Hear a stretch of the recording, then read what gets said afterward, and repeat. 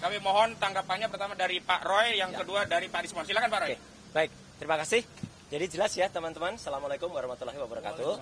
Tadi sudah diterangkan oleh koordinator tim non litigasi kami, Pak Ahmad Kosinudin, bahwa kehadiran kami di sini itu adalah untuk menindaklanjuti dan kita mengapresiasi langkah dari Polda Metro Jaya yang telah menyebutkan bahwa kami akan mengajukan sejumlah nama.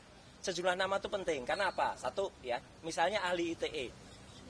Informasi dan transaksi elektronik dengan Undang-Undang nomor 11 tahun 2008, kemudian sudah direvisi menjadi Undang-Undang nomor 19 tahun 2016, terakhir direvisi nomor 1 tahun 2024, itu sudah disusun oleh orang-orang yang mengerti undang-undang. Dan yang akan mengajukan ini adalah orang yang ikut menyusun Undang-Undang Informasi dan Transaksi Elektronik, pernah menjadi bagian dari pemerintahan selama belasan tahun ya, bahkan mungkin puluhan tahun. Jadi bukan sekedar orang, katakanlah dia dosen di sebuah kampus, kemudian dia membaca Undang-Undang ITE, dia menerjemahkan sendiri Undang-Undang ITE. Jadi kalau hanya itu, banyak orang yang bisa membaca dan menafsirkan, dan kemudian menjadi salah. Salahnya apa? Kemudian ada pasal 32, kemudian ada pasal 35 yang tiba-tiba ditimpakan atau diselundupkan kepada saya, Dr. Rismon, dan juga mungkin kepada teman-teman yang lain, itu adalah pasal yang salah. Karena berulang kali pihak sana mengatakan, kan ijazahnya analog. Iya. Pasal 32, 35 itu tentang dokumen elektronik gitu loh. Jadi salah besar, bukan analog. Jadi dari situ yang salah. Kemudian ahli linguistik, ahli bahasa, itu juga sudah punya sertifikat baik nasional maupun di atas itu. Jadi benar-benar ahli hukum pidana. Anda sudah berulang kali menjadi ahli pidana di berbagai kasus, berbagai hal, bukan yang hanya langganan di depan BAP. Ya, jadi kami lihat ahli-ahli yang mereka lakukan itu satu, ya, tidak pernah berkualifikasi seperti itu.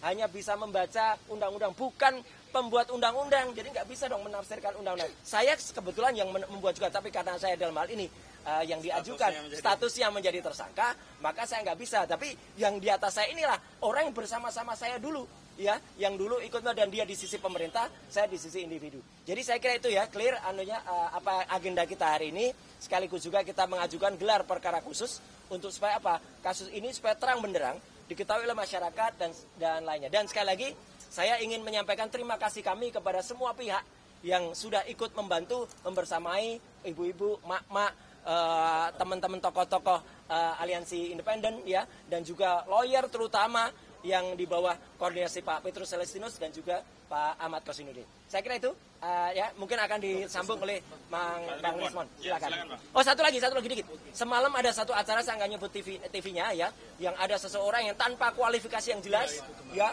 menjelaskan tentang VGGNet, menjelaskan tentang ArcFace, menjelaskan tentang FaceNet. Waduh, itu seperti anak kecil yang barusan dapat kuliah sehari, kemudian dia nerangin.